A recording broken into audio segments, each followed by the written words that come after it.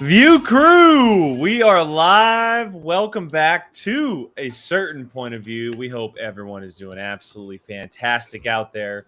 As you can see, it's a guys' night. We're holding down the fort as the girls are out partying, having fun. Literally. Probably very intoxicated at this point. Don't know. Molly's at a concert and Jill's at Ren Fair, so they will not be joining us tonight. They're having the fun while we're holding down the fort here on POV. But we got a lot of Schmoedown to talk about. We haven't had a show in 2 weeks. We took Father's Day weekend off. And Father's Day weekend had some incredible Schmoedown matches take place. Obviously, King Arthur and Danger Zone. And then the Brandon Hanna versus Brother Lomas IG match. As well as this past weekend, which is just a weird combination to say for an IG match. And then this past weekend, obviously, we had the title match between Shazam and King Arthur. Who beat Danger Zone for that number one contenders match.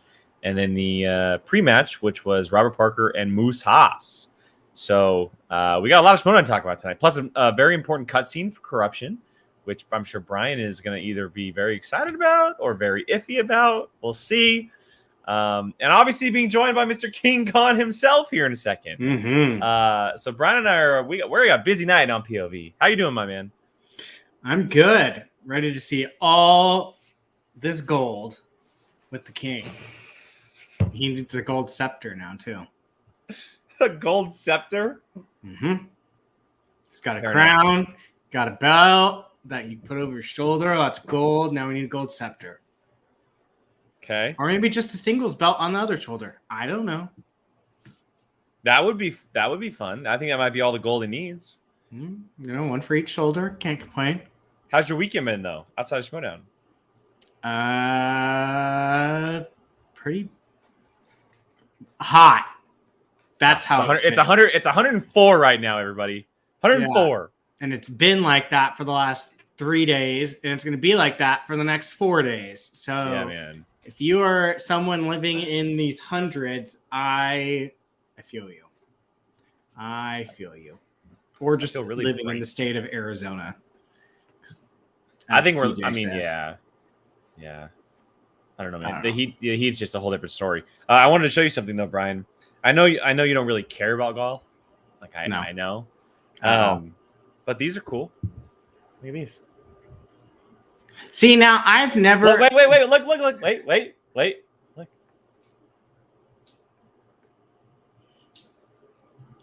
How cool are those, Brian? See, I've always never. If I was to golf, I would never want to use those because I would. I'm never touching them. I'm never touching them. See, that's what I'm saying. That's why they're out here on the desk. Yeah. Because I would lose these off the first tee. I would slice one right and I'd lose it forever. Yeah, and I'd be really upset because they're nice. So over under people in the chat, you hear Jake drop them 2 times. Yeah, I'll probably be playing with him throughout the show. Good call. That's a fun game. So now you guys know. Yeah, no, that's a fun game. Yeah, look, we have a lot to get to tonight. A lot of cool things to talk about. Some big matches. And we might as well just get going with it. We have we tried for 2. We tried. We got 1, and he's been good to us over the years. We got 1/2 of the brand new teams Schmoedown champions of the world. And he has one of the best whiteboards in the game.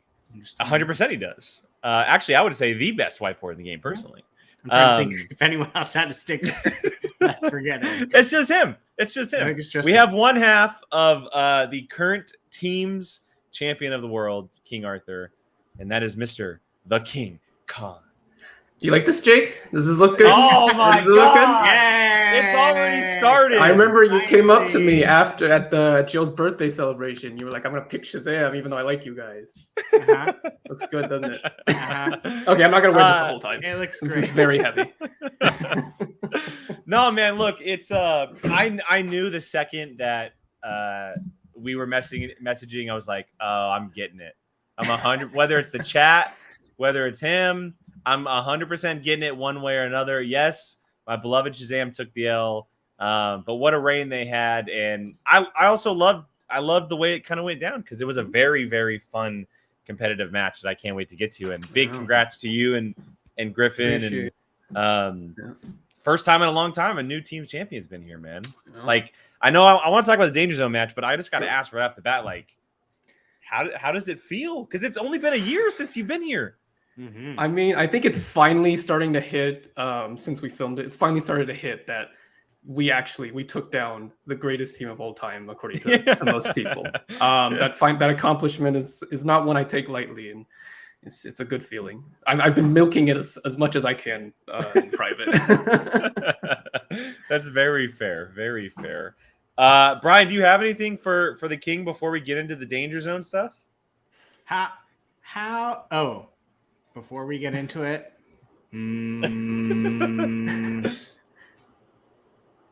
no. All right. Okay, fair enough. So we'll see how it goes. I had my question ready to go, and then it was like, oh, not maybe. We'll think of it during the. Let's backtrack and talk about that match from 2 weeks ago. Mm-hmm. With everything that's been going on with Dan and Bateman, obviously joining the Den, the heel move from the GOAT, and seeing them once, kind of right. Dan was masked at the time. And you guys being very MIA for most of the season, just because you guys have kind of been waiting it out, haven't seen much of you. Obviously, we know that Griffin's busy, you're busy, so the time happens at the right time. And how did it feel to face them after everything they've been doing, and come out with that victory? Not having to answer your 5 either, and playing a very, very strong game right out of the bat for season 9. I mean, I called your win. Against Danger Zone? Yeah, nice. Not this one. Not this guy. Yeah. I've wanted to play Ben Bateman and Dan since last year. I don't know if when I lost to Lon, my next match would have been against Dan. And then also Danger Zone lost in the teams tournament last year before we got to play them. So I was chomping at the bit when I heard we were going to get to play Danger Zone.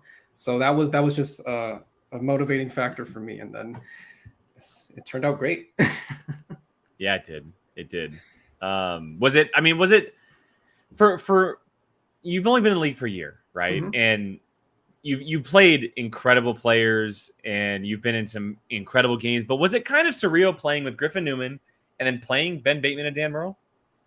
A little bit. I think this dressed as a king, by the way, dressed as a king. Bit, yeah.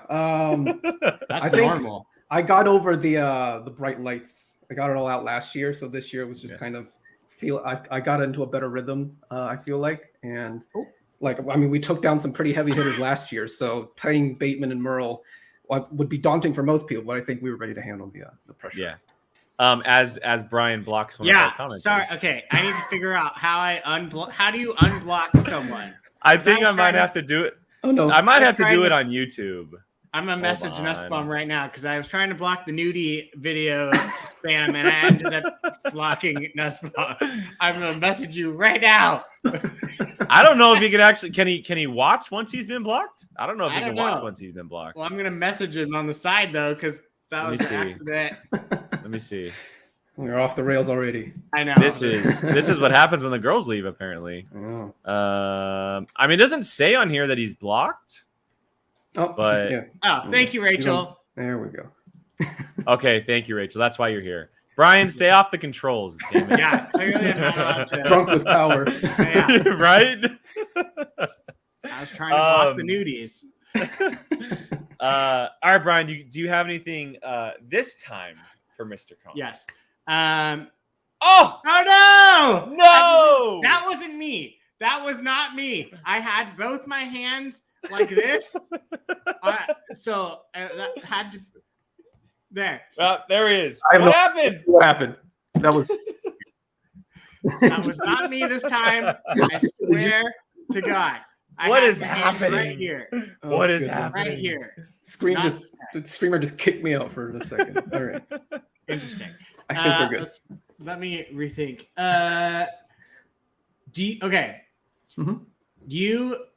Okay, well, are we going straight? Do I have to go to about the first? We're talking about the Danger Zone match. The Danger Zone first. Yeah. Dang it. Okay, fine. There's some good stuff. There is. Okay. Good stuff. I mean, there was respect clearly in the Shazam match. Mm-hmm. How much better did it feel to talk to beat some, I'll say schmack talkers right now instead of the real word we all want to use.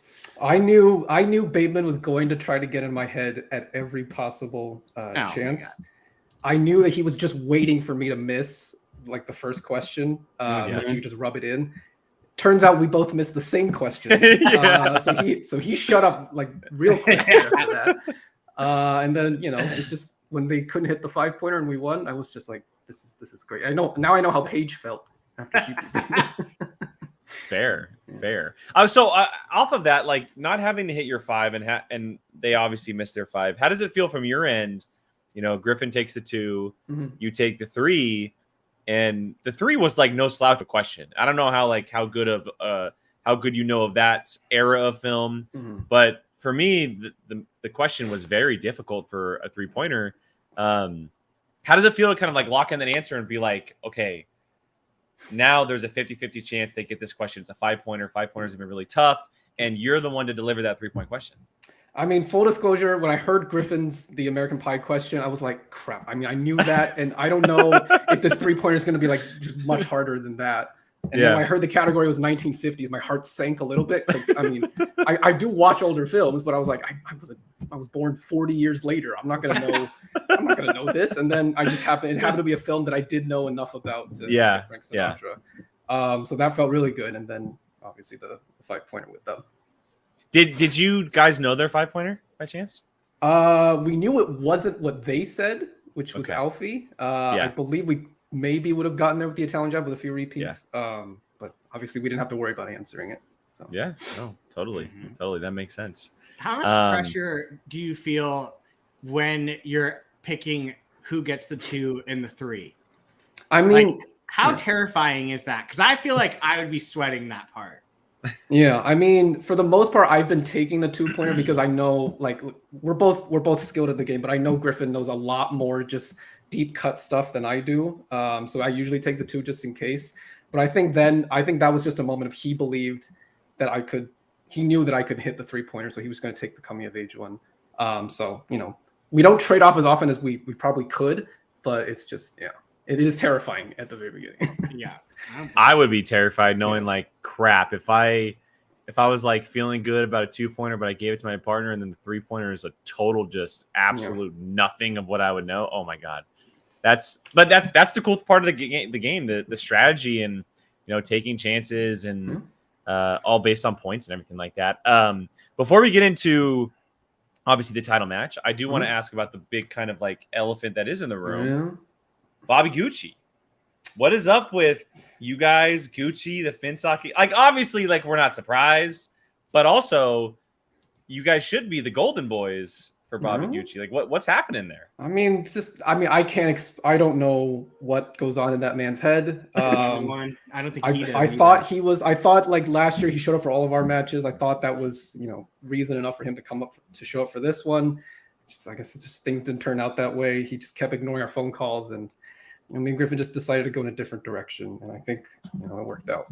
So I think it worked out too. I can't pretend to know where he was or what he was doing, but I guess it turned out for the best.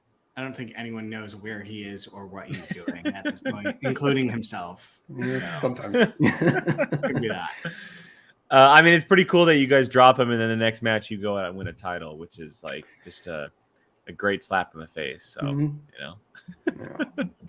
all right, Brian, start us off. What do you got? We're getting into this title match here with Shazam, the 5-rounder. What do you got for the King? I mean, it pretty much would have had to always be Shazam, but how much better does it feel beating the people that you lost to at Spectacular to get the belts from them? I mean, obviously it feels good because we wanted to avenge ourselves after that loss. I mean, if you think about it, it would have been hard for us to win even at Spectacular because that was me and Griffin's first in-person match.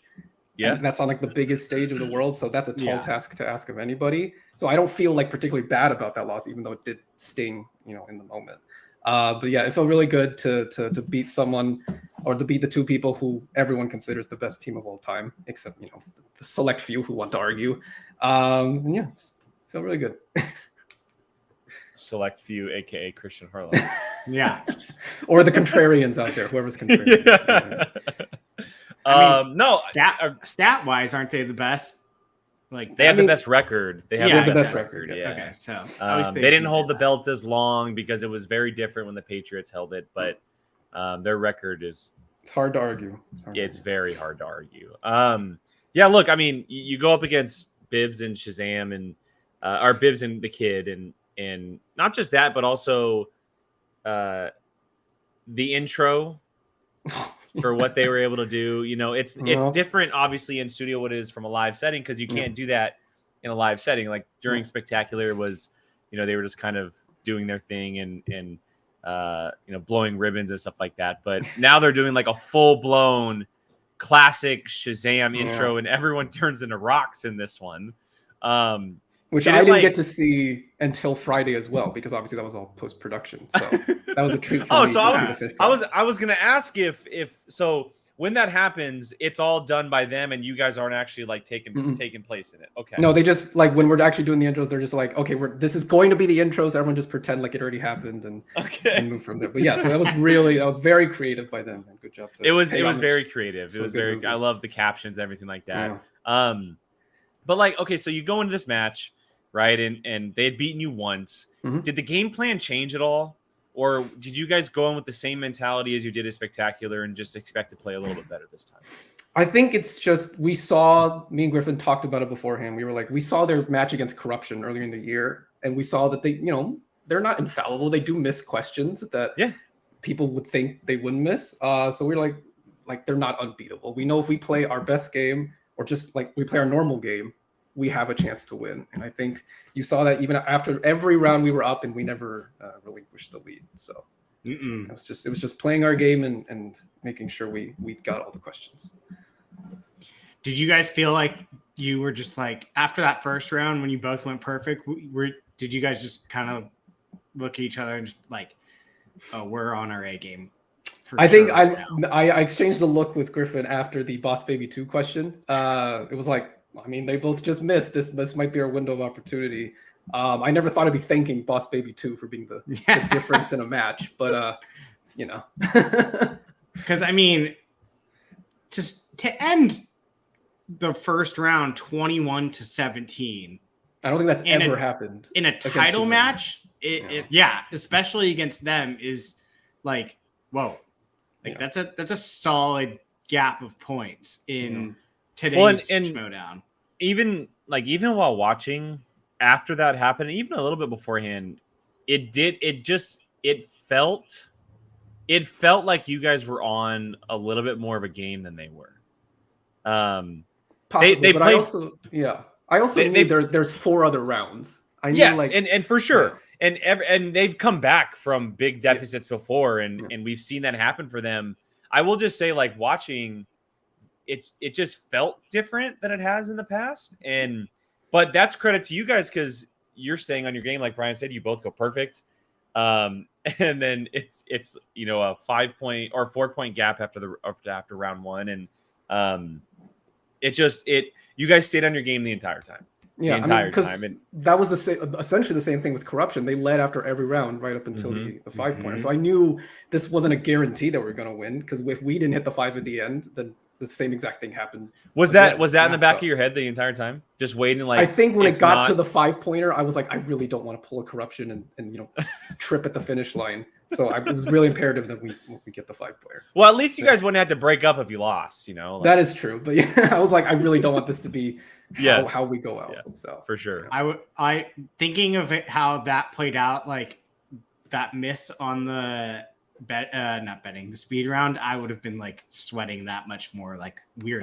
Griffin's last speed round? Yes. I would have been like, oh crap. Like, please not at the end. Right. Not at the end. I think other players might have been a little shaken, but I turned to him. I was like, it didn't matter. We have the lead. That's all that matters going into the final round. Like, we could have afforded to miss that last question. Because it was a 3-point lead going into round 3 or round 5? It was 2 points. It would have been 2 points. Yeah, it would have been the last question, and it was 2. Yeah. Okay. Yeah, it was 30-33 going into round 4. Mm-hmm. So round 5. No, round 4, and then they made up a point because Griffin missed. That's right. That's right. Okay, cool. Yeah, I. It's funny because that John Williams question, I feel like every single person, including myself, was going, it can't be Star Wars, right? Like everyone's like looking like around. It seemed like this can't be Star Wars. And then you were just like, Star Wars. So here, I'll tell like the backstory of it. Everyone since that match has come up to me or messaged me saying that poll was like the most impressive thing of the match. And for a good portion of after they asked that question, I was thinking Raiders of the Lost Ark, which is 81. And I was like, is there anything before Raiders? So I just kept thinking. Luckily, no one else buzzed in. And at the last second, I was like, oh, wait, Empire Strikes Back was 1980. Let's buzz in and take a shot. So that's smart. The room was buzzing after that question. I know, because I was sitting there going, no, Star Wars is too simple. What's the one that is after that? And then when you did it, I was like, it is Star Wars. Okay. And I feel like that's kind of what, like, looking at Shazam, they kind of probably did the same thing too. Yeah. I could just be thinking it, but I don't know. Because that question is like, it's very layered. It's the scores and soundtracks. It's a movie release date. It's John Williams. You have to know John Williams. It's kind of an IG question because he answers Star Wars, and it's a lot. So that question I was surprised was in the speed round, but I was just about to say, and in the speed round. Thank goodness I was the one who was confident enough to buzz in. I mean, it was important enough. You guys, because of Griffey's miss, you ended up splitting 2-2. So I mean, that would have been a whole different ball game going into round 5. I'll share a little more just behind the scenes. I think Brendan came up to me afterward and said, I was thinking Empire Strikes Back, but he just didn't feel confident enough to buzz in. If he had buzzed in and said that, and I didn't, we would have been tied going in the final round. Yeah. So, and then who knows what happens if we end up going into sudden death. So it's crazy how things like that work out. Exactly. That really was the deciding factor. It's crazy. Wow. That's insane. Good old Star Wars. Always comes back to Star Wars. Always got to know it. Okay, so you guys end up taking the titles. You guys are the first teams champion in a while that is not named Shazam. Yeah. And there's a lot of new, or Korruption. There's a lot of new teams. A lot of new teams that are in this year. They've been introduced like crazy. They've been pushing in forefront. You know, teams division is really, really big right now. I know that Shazam has a rematch. We don't know when that's going to take place. Maybe next, maybe a couple matches down the road. But outside of Shazam, are there any other teams that you guys are kind of keeping your eye on, or you're just letting see what comes to you? I mean, it's a little of both. We know that a lot of the new teams have only played together once or twice, so we have an advantage over them in terms of experience. But we also know that these new teams are not just being formed for, just because. We know that some of them are legitimately good. Coast to Coast, the Movement, Ruling Class, just a lot of two more Korruption teams in the post-credit scene that could easily work their way up. So it's not going to be easy. The Wildberries. Well, yeah. I mean, it's not going to be easy. Like, even if we manage to beat Shazam, it's not going to be a third time. It's not going to be easy to keep this belt from all the hungry new teams looking to dethrone us. So. Is there? So I know that you like. So anybody at this point can get there, but is there a team that you would like to play other than Shazam? I want to see you smack Ben Bateman again. You want Danger Zone to use the number one contender shot again, and then just to lose to us again, or just to get out of here. We're done with you guys. Yeah. That's what I mean. If they want to do that, go ahead. That's their prerogative. I feel like a team that I would really want to play, just because I respect those two, is Coast to Coast, because that is a scary team, even though it's new. And I have beaten teams that Oyama and Collins have been on in the past, but them together is something else. So we'll see. All the teams are so deadly. Like, it seems like this year is a very deadly, you need to 100% be on A game all the time. JT and Paul Preston they're right there. They are right there. I mean, it would also be fun to dish out a little bit of revenge on my former faction mates. It'd be fun. That's true. Yeah, that is true. JT is a very different type of JT this year, but that is very true. That's very true. Coast to Coast, I feel like I wouldn't breathe for an hour. Same here. Yeah, that's me watching, but you're the actual one doing it. It's Ooh, that's a lot. Teams is stepping up this year. Yeah. So. It's the division that's been kind of made the priority just because there's been such big overturn. Shazam, you guys, and then Korruption were the only teams coming back from last year, and then Korruption went away after one match. So, there's only 2 remaining teams left from previous seasons. And I liked it. I think Teams is a great addition, or not addition, but asset of the Schmoedown. Yeah. I think it's such a cool way to play movie trivia, just because we were talking about, the strategy of the 2 and the 3-pointer when it comes to the final round, or, if we get into a 5-round match, the buzzers and the betting. And it's such an interesting way to play movie trivia compared to something like singles, where you don't have to worry about any of that. It's just you answering the questions. That's actually a question. Do you prefer singles or teams? I mean, obviously, I've had more success in teams. But I mean, I like singles. But yeah, teams is more fun. I feel like it's more fun to play just because there's even more chances to banter with 4 people instead of 2. And you saw that in the Shazam match. So I think, I'll play singles anytime they ask me to. But I think teams is where I found my comfort zone, so to speak. Cool. All right, Brian. Well, you got any final questions for the King? Oh, we got him? No, I got my smack Ben Bateman question down. No, that's it. All right. Well, since we already asked you our candy question, and all of our viewers know that, I do want to ask you: is there a movie that's out right now, out in theaters, that you've seen that's like the best movie that you've seen this year so far? I think so far for me, the best movie of the year is Top Gun Maverick. Yes. There's a lot of good contenders. It's that, or it's Everything Everywhere All at Once. I love Turning Red, even though that was only a Disney Plus thing. Yeah. So I mean, there's still half the year to go, but I think for now it'd be Top Gun Maverick.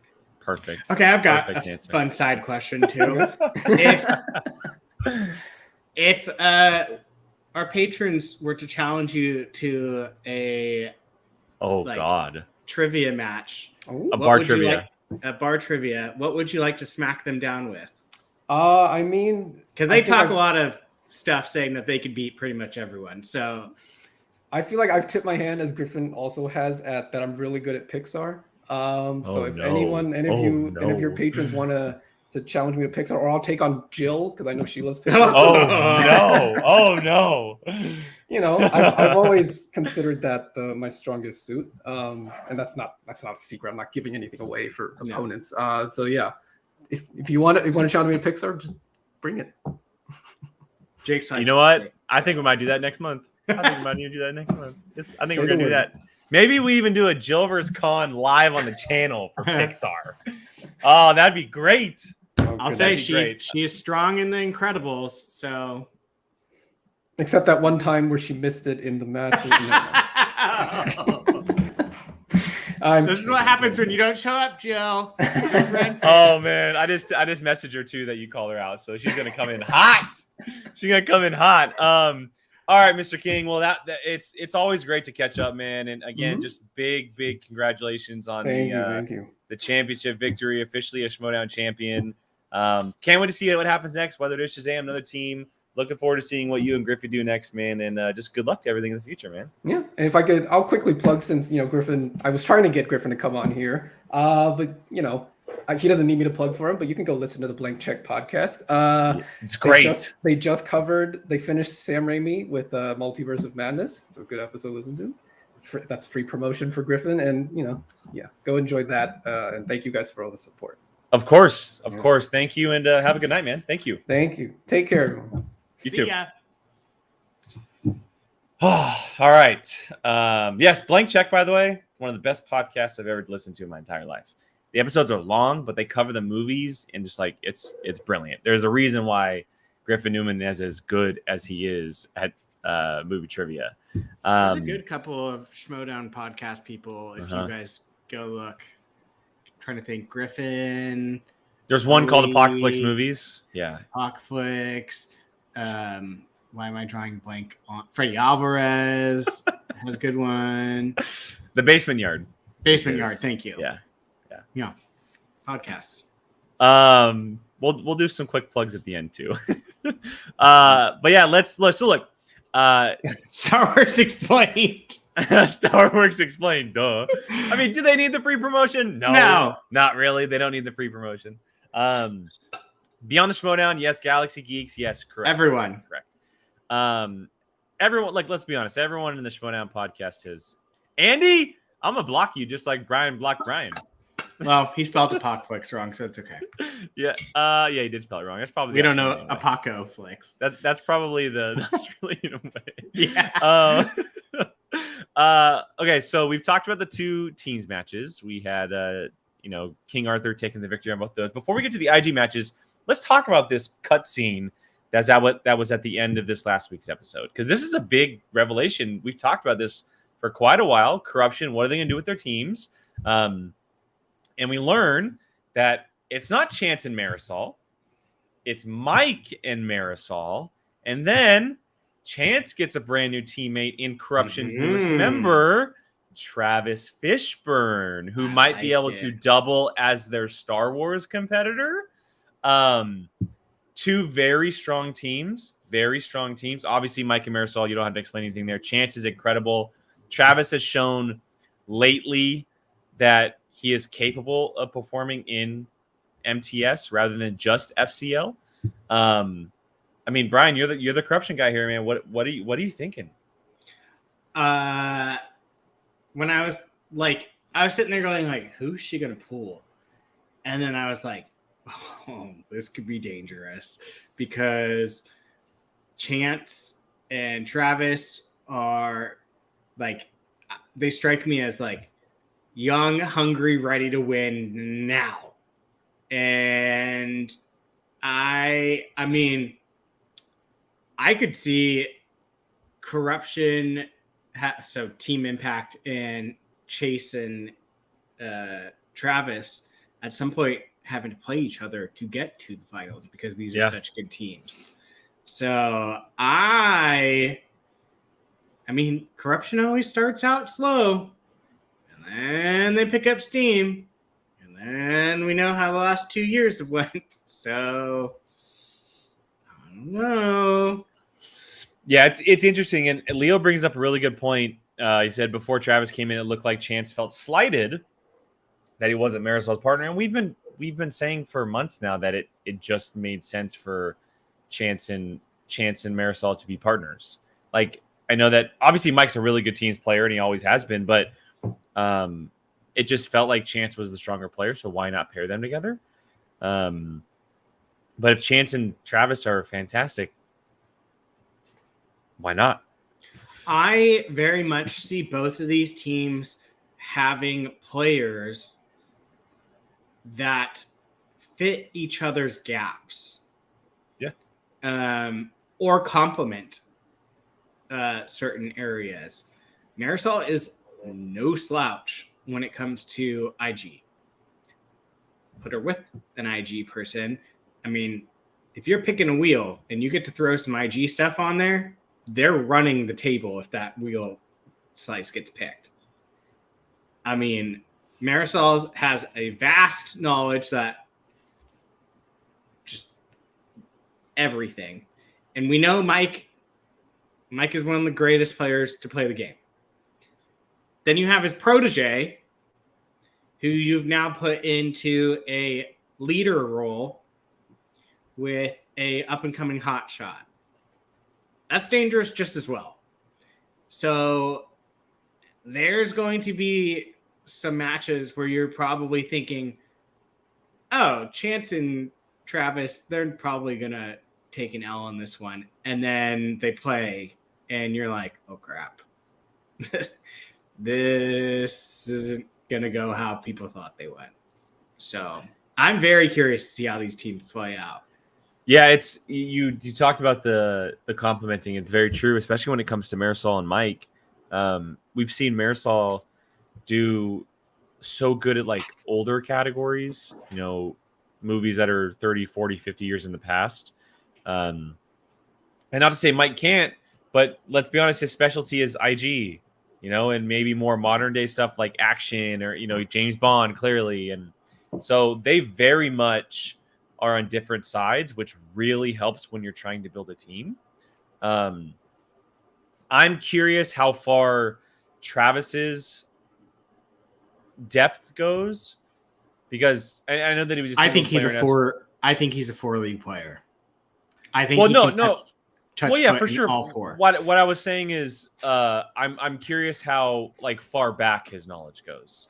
Like 50s, 60s, 70s, stuff like that. Because, and I don't know where Chance is with that as far as his length of knowledge, but Chance is also kind of partly IG, so that helps. And Travis may be Star Wars in singles, which helps as well. So they could very well complement each other just as good as Mike and Marisol can. It's interesting. Vapion said this. I think Chance and Travis are the better team, like how King Arthur was better than JT and Roka. Like, it's very possible.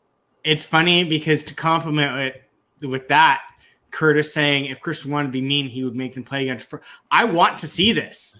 Like, I legitly, not because I want to see them like take each other out. I want to see who comes out on top, because honestly, there's no clear winner in my opinion of those two playing each other. If you are leaning somewhere, it's like maybe 55-45 Marisol's team, just because it's Marisol. That's the only reason I would give it to, just because Marisol is an absolute wrecking ball. But at the same time, I don't feel confident in saying that they're the better team at all. Like, it's literally a roll of the dice every single time they play, in my opinion, because those are two very well balanced teams. I agree. So, yeah. And this is just a cutscene. This is one of the most intriguing. We'll probably see one of them play next week, right? I would hope so. I will say this. This is one of the most intriguing things I think that has happened this season, where I've been like, oh, I want to see this happen immediately. Like, I want to see either of them. I want to see them play. Like, because I think they could. Honestly, yeah, I saw it too. Go ahead. King coming in with his quips as always. My question regarding the cutscene: why was the background so white? I don't know. Oh goodness! I just had to bring that up. Oh No, my that's god! fine. Give me a good laugh. Yeah, it's interesting. I wonder who they play first. Who would you want to see play first? I think we're going to see Mike and Marisol first. I didn't say who do you want to see play first. Mike and Marisol. See, I kind of want to see Chance and Travis. Well, and that's fair. I think that on paper, Mike and Marisol should be the better team. Oh, so I want to see if they kind of live up to, and I know that's early, they're just put together, but I want to see if they're capable of actually being a really good team. Like how they debut, how they kind of show us what they got right out of the gate. I have no doubt that Chance and Travis are probably going to be really good together. Like they don't, I'm not like worried about them. I'm more curious about Mike and Marisol than I am Chance and Travis, for sure. And I wouldn't even agree with what Nussbaum's saying. I don't think right now one of them is A or B. I wouldn't put Chance and Travis past or below them at all. I think Travis has shown lately that Travis is capable of a lot of stuff. Remember him in the free-for-all? Did great.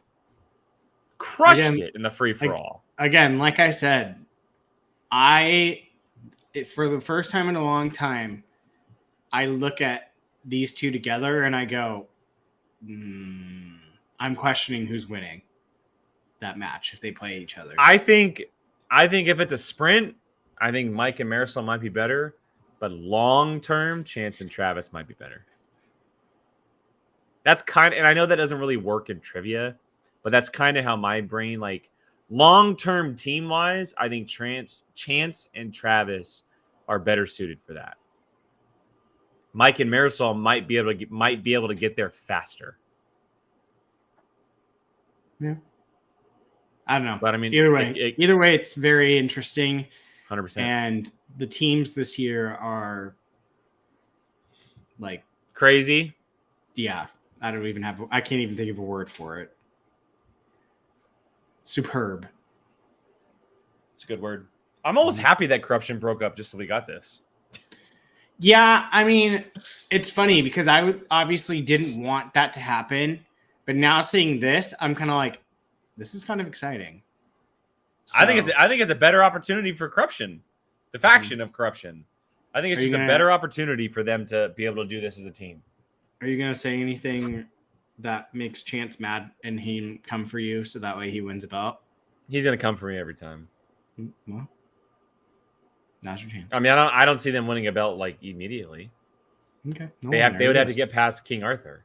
Okay, well, or Shazam for that matter, you know, because Shazam, like, let's be honest, Shazam's gonna get a rematch, and then they're gonna beat King Arthur, and then Chance and Travis are gonna have to go through a team or two and then face King Arthur, and more than likely they're not gonna get past King Arthur. So, okay, thank you, Andy. This was the one thing I was. Are they keeping the name Korruption? Because I know Marisol and Mike is Team Impact. I don't think so. I think they're gonna get a whole new name. I don't know. She said something. I forgot what the thing was at the end. I think Team Impact is like a weird. Like, I don't know if I buy that name. By the way, like, that almost sounds like a boxing gym. She even gave a description for it, so I would assume that's the name. But yeah, no team name yet. Okay. We can theorize. I don't know what it would be, though. I would have no idea. I don't even try. All right, let's get to some cool IG matches because we had two really cool IG matches. IG. One specifically was the best IG match I think we've seen this year. Between Brandon Hanna and Brother Lomas. Like, what a weird pairing for an Inner Geekdom match. Chaos. But my goodness, did both of them show up? Sorry. Andy, you're not wrong. Andy, he said Team Impact sounds like one of the Pokemon Go teams. It's exactly what it sounds like. That's what I'm saying. It sounds like a weird name. It's kind of a weird name. Exactly what it sounds like. That's so good. So look, Brandon Hanna, you know, the good version of Brandon Hanna, whether we believe him or not, I'm not sure. And Brother Lomas, who has been making the rounds a little bit this season, back in IG after he KO'd Alana Jordan earlier this season. Mm-hmm. And he is facing the Hornet, Mr. Buzz himself. And we get an overtime Inner Geekdom match here with Brandon Hanna taking the victory on a Hobbit question about what year the first movie came out. Brian, this was kind of a really good match, but it was a really good match. It was good. It was chaos. It was chaos, but it was a really good match. And it's, you know, as much as maybe I don't like the shtick, I'm very impressed by Brother Lomas. Like what he's capable of, you know, because last year he was just a singles player. He just played singles. We saw him 2 or 3 times, I think. I want to say, maybe if that. And then this year we see him in a teams match. Now we see him in 2 IG matches. You know, he's kind of opening the walls a little bit and expressing his movie trivia a little bit more. And he's only getting better at it. I'm wondering if he should have done it originally. IG. Mm-hmm. After watching this match, 100%, I think. 100%. I'm trying to think of not positives for him. I think he's enjoying enjoying IG more than singles and teams or whatever. I would think so too. I mean, it seems like he's enjoying it. I'm enjoying watching him play. I love the buzz shtick that is going on right now, and everything about it. It's like a level of stupidity that just falls right into my wheelhouse. Well, it's the almost unbelievable grin he puts on his face when he does it. It's just so like I think I literally consistently hear Jill like in my mind screaming like, stop faking it, you're alive. Just like, yeah, like no one believing it, just waiting for him to crack. Like, I don't think it's happening. I don't think it's happening. Jill has yet to get her apology yet, so I don't know. Yeah, but I don't think he's gonna crack back to being a heel. I think Buzz is here to stay. I mean, I'm not opposed to it, but if he wants to, like, you know, lose his cool for a second and then just be like, oh, sorry, I'm good, Buzz, like, I'm opposed to a little old hitman popping out every now and then. But yeah, no, just the only word I can think of that just pops in my head constantly was chaos of this match. It went to overtime and just 3 rounds of it. Pretty good. I mean, 3 is a good amount, but yeah, these are my favorite types of matches personally. Well, not to mention it's IG. IG's probably my favorite because of Star Wars kind of just I think I'm with you on that one. Being so difficult that it's almost not fun. But yeah, this was a fun match. It was a fun, lighthearted match before King Arthur smacked Danger Zone. It wasn't really a smack, but yes, I agree with you. Did they go to their 5? No, they smacked them. Yeah, I thought it was. I was very impressed with both of them. I thought they both played really well, and like I said earlier, I'm very impressed with what Brother Lomas is doing and what he is capable of in the Interkingdom division. You know, he may have lost, but he lost in overtime. And kudos to Brandon Hanna. You know, he's playing really, really well. And apparently, according to Leo, he's playing the Barbarian next, which I did not know was confirmed. Oh. Maybe I missed that. Mick, I'm absolutely smiling that Lomas lost. I'm denying it. So yeah, I mean, Brandon Hanna and Barbarian, I think it's a pretty good matchup. I think it's a really good matchup in Intergeekdom. I'm curious where Barbarian's career is headed at the moment because it's very just kind of like all over the place. Yeah, it's almost so much all over the place that you're just kind of like, if you pick something and stick to it, you could be deadly. Yeah. But I think Hanna is doing very well in IG because he is matched with the king of the nerds in Koi. So like they know each other like very well as far as like manager player when it comes to this area of expertise. I would be very curious to see Lomas play under someone like a Koi that knows this category, whatever you want to call it, very well, because I feel like I do kind of wish that Lomas would have came in last year as IG, seeing the way after seeing him play. Yeah, I agree this with you. year, because I think he would be a much more serious threat coming into year 2 in this division. So I agree with you. Yeah. Yeah, it's interesting. I mean, I don't know where he goes now that he lost to Hanna. Obviously, he'll probably play someone good. Maybe he plays Moose. You know, Oh, that'd be a good little Finstock rematch, especially since and Parker. and who knows what's going to happen with Lomas and Rager, just because King Arthur is no longer part of the Finstock Exchange, if the Finstock Exchange is even a thing. So yeah, I'm not sure. I'm not 100% sure. But yeah, speaking of the next IG match we had, which was the precursor to the championship match we got on Friday, Robert Parker on June 24th finally made his debut for season 9, which is shocking. 6 months later, after his loss in Spectacular in the championship match to Mike Kalinowski, and he played one Moose Haas. And unfortunately for Moose, it just ended very, very roughly. Robert Parker just came to play. He came to play, and it was also revealed 2 weeks ago on that Danger Zone King Arthur match that Robert Parker is now officially part of the Den. He is part of the heel faction with Ben Bateman and Dan Murrell. Yeah, I mean, he's no longer going to be a part of the POV house. I can tell you that much.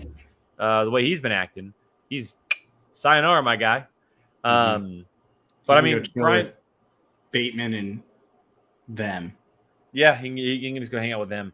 What do we think about this match? Obviously, it didn't go well for Moose. He played pretty well, but Robert Parker was just kind of on a string of wins right now with these questions. He's clearly very, very talented, and he's being fueled by rage against Kaiser and Smets.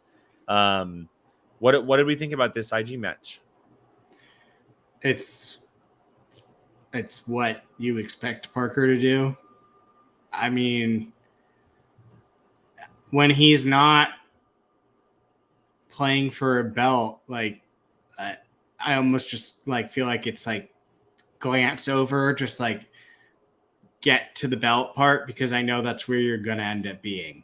Like that's kind of where I am with him. He just has to seal the deal, like, because I mean, we saw him last year. It was when it was not him at Spectacular. It was get out of the way. I'm going to just run you over with the freaking semi truck. It's but one after another. And it kind of seems like he's on that path to do the exact same thing. Yeah. So I don't know. I don't want to say not as entertaining to watch, because I've almost gotten to a point where I expect it. Never once. I love Moose. He's one of my favorite newish people, but like never once in the match did I question, was Parker going to win? Yeah, I love Mark, and I think he's a great IG player, and he's proved that he's very strong, and he's also a big whiskey guy, and I've talked with him on certain occasions about that. But I was going into the match picking Parker. It's hard not to pick Parker, because Parker's kind of in that tier of players with the IG where he can compete with a Chundru and a Mike and a Smets, and then there's that lower tier where you have the Brandon Hannas and the Moose Hosses and maybe the Brother Lomases and Barbarians and stuff, and so it, as much as it sucked to see, it just kind of ended as it was supposed to. It didn't feel as rough, but it was very similar to when Robert Parker made his debut and he smacked Ace around, and he came out with an absolute haymaker and just proved to everybody that he is what everybody expected him to be. I'm curious if this chip on the shoulder really does go in his favor, because it's a different side of Robert Parker than we've seen. We've seen a chip on his shoulder in a different way, because obviously he was dungeon, and there's a certain way you have to play with Kaiser in the dungeon. But this is straight heel, and this is straight revenge, and this is like coming for blood type of play. And it's straight to Kevin Smets, and as we're getting sex spotted again. I'm not touching it anymore. I got it. So yeah, it's going to be interesting. I don't know who Robert Parker is going to play next. I know it's not Kevin Smets, but it's probably going to be a number one contenders match. I wonder if it's it's not going to be Mike, because Mike has a rematch that he's either going to use or not use. So maybe Chundru. That's what I was thinking. And the last time he played Chundru, he lost. Amaru or Saul too. Sorry, I don't mean to forget about either of them, but they are also out there for Robert Parker to play. I was trying to think, who haven't we seen in a while? Chundru in IG. I mean, the whole season, all we got was the stars being thrown down our throats. Well, Chundru was the very first match of the year with Smets, and that was it. Yeah, and that's what I'm saying. Like, the stars, it was the whole storyline, and they kind of just leveled out. So, like, if they want to come back in, here's your opportunity right now. Because, like you said, he hasn't done anything since the beginning. I mean, Leo does have a great point, though. It would be weird to say, but Chundru, Amaru, and Saul are all coming off losses. So for them to get a number one contenders match would be a little odd. So if Leo's right, it could be Hannah or Barbarian as a number one contenders match against Parker. I would, if that's the case, then yes, I would see that being the most logical. For everyone that's asking about Mara, Mara's. We just don't know what their health. She's doing herself. Like, we would know if she was going to play. Like, they wouldn't hide Mara from us. I would love to see her and Parker play. I think that'd be a fantastic match. And agreed, especially with Parker going heel right now in their friendship. Yeah, it would be fantastic. But yeah, I mean, if we follow anything that the matches have been doing this year, where it seems to be like kind of like a group of people, they play and bounce around, play each other, it would make logical sense that it would be the winner of whoever Hannah plays next. I haven't seen Barbarian's name get thrown out there. Could I see him being one of the people? Absolutely. Well, apparently, according to Leo, and I totally missed this, but in the post-credit scene of the Danger Zone, or the post-interview of the Danger Zone King Arthur match, Barbarian said he's playing Hannah next. Oh, okay. Well, then. So it's basically almost confirmed. Yeah. So then, then if that's the match, then I would assume whoever wins that logically would be the one that plays Parker, because, I mean, that's the next one. And it's way too early, but I don't see a Barbarian or a Hannah holding on to Parker. I really don't. I don't, and it sucks not the way to say, he plays during the season. It sucks to say so early because, like, we're not even there yet. But if that is in fact the path, then we are 100% getting Smets Parker. 100%. I don't. My thought process is, if Hannah's going to overtime with Lomas, I love Hannah, but I don't see. Yep. And Barbarian lost to. Oh, man, it's been so long. Yeah, he played super early in the season. He lost to someone. Yeah. So I'm not 100% sure. I see that I'm with Andy. That's the path that's in my head. It's the path to the Collision and making Smets Parker the headline of Collision. Yeah. I mean, which makes sense for storyline. 100% makes sense. And if you're picking people, if you're picking what is going to get people to watch, obviously with the storyline, it would make the most sense. That's what I thought, Leo. Was his last match in IG against Alex last year? We haven't even we haven't seen Craig this. Oh, we saw him in a teams match. That's what it was. That's what we saw him with Gold Leader. Has it literally been all the way since he played Alex? I think so, because then he played singles. God, that was a long time. He won he basically was damn near close to winning the singles tournament. That was a long time. He lost to Griffin in the singles tournament final. Dang. Yeah. And Brian Ward's not wrong. He's not wrong. And Elvis is arguably more famous currently right now. Yeah, Annie, I'm with you. I think that's why Mike's rematch is probably going to be put on hold. They're waiting to see if we can get Smets Parker in the works. Which at this point, if that is in fact the path, we're getting Smets Parker. So, which will be a crazy match. Which will be a very crazy match. Makes the most sense at this point agreed. in time. Agreed. All right, Brian. Well, any final thoughts on anything that happened in Schmoedown the last couple weeks? Anything we may have missed that you want to bring up? We don't really know who's playing. Not much. Otherwise, we can just go ahead and wrap this bad boy up.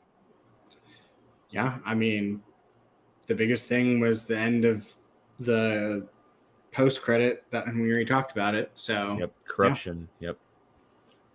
All right, everybody. Well, that's going to wrap up a certain point of view this evening. Thank you so much for joining us. Only an hour tonight. Got a lot in under an hour. Got to talk to the great King Khan early on in the show. Always good to have him on after the big win.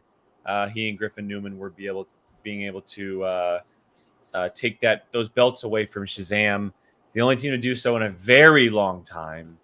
And now they await either a rematch or a possible new team who they could be playing, which we could be hearing about very, very soon. So make sure you guys are staying up to date on everything here on POV for all of us. I'll let Brian do some quick plug-in before we get out of here. What you got, Brian? I mean, you and I literally plugged the same exact thing. Plug it again, because Andy did not hear us correctly. A certain point of view is us right now. We're doing some Patreon stuff tomorrow. Yep. We have it tomorrow and Thursday. Yeah, Malignant tomorrow. Molly is very excited. Hi, Peggy. Hi, Peggy. Apocalypse movies. None of us have still seen Jurassic Park or Lightyear, so it's not going to be the show topic. Or did you go see them? No, I didn't have time this weekend. Yeah, it's the same with me. Do you know what our topic is for Tuesday? Well, you and I were going to talk after the show. Oh. And Bia Valsino on Twitter. Yeah, that's about it. Yeah, Brian mentioned our Patreon stuff this week, guys. If you're interested, we're doing a Malignant watch along tomorrow evening. It is Molly's birthday month makeup after we were at Star Wars Celebration last month in May. That is her pick for this week. And then on Thursday, we are doing Underworld movie trivia. It is our bar trivia on the Patreon. You get to compete alongside our patron members in Underworld trivia this time. We did Cornetto trilogy last week, so Edgar Wright. This week, we're doing the first 3 Underworld films. And it's going to be a lot of fun. Catching up from all the celebration. Yeah, and again, this was Molly's pick again. And then it's going to be a lot of fun. Those are movies that a lot of people haven't seen, so they're going to be experiencing them for the very first time, which is a lot of fun. That's true, Vapion. We can plug Marvel Rewind, which sure can.